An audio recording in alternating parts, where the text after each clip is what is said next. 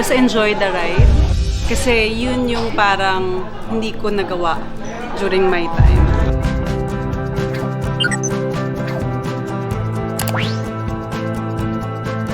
Nakilala ko siya through blind date.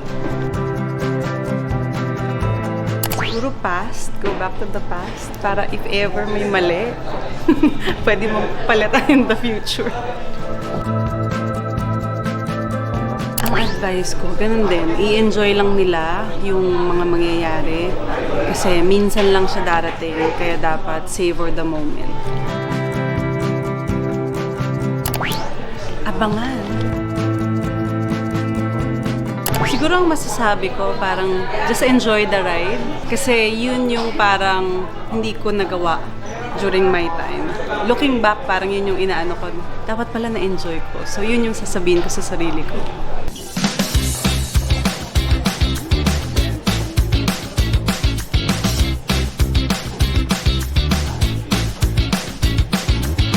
The one of the only, Diana Zubiri! Parang nararamdaman ko siya eh.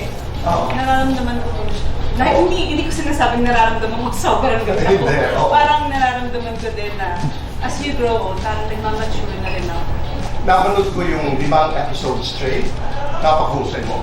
Dito boy, napanood ko yun. Sinend ko nila sa akin yung sinabi niyo. Kaya maraming salamat. Yung iyak mo doon, sabi ko, paano kaya ginawa ni Diana yun?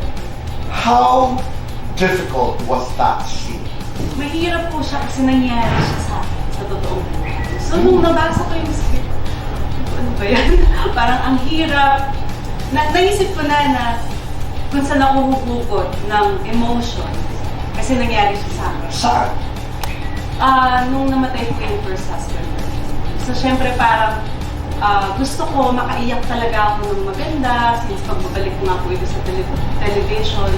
And I had to look back para mabigay ko yung totoong emotion. Yung una kaming nakita, syempre awkward ulit after ilang years kaming nakita. And then sa set, talagang nakikita ko yung effort niyo to talk to me, to know more about me po. Ganyan, nagtatanong siya ng mga questions. Kahit personal, okay lang. Kasi po, syempre, kailangan magkaroon kami ng chemistry. Ng rapport. Bilang magnanay. As an actor naman, natutuwa ako kasi galing na rin artista. Nagbibigay siya sa akin ng support kasi matagal din ako hindi tumarito. Especially dun sa eksena na yun nga po, namatay yung tatay niya nangyari. Batang Riles, batang 90s. Batang Riles. Sexiest woman or strongest woman? Strongest woman. Hot mama, hands on mom. Hands on mom. Always sexy, always beautiful. Always sexy. Fly over, cross over. Fly over. Balik bayan o balik alindog? Balik alindog. 1 to 10, ilan ang artistang pumorma sa'yo? 1. O 1 to 10, ilan ang naging ex mo sa showbiz? 1. Lights on or lights off? Lights on. Happiness or chocolate? Happiness. Best time for happiness?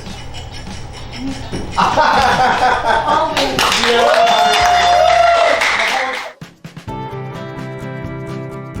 It's good to be back.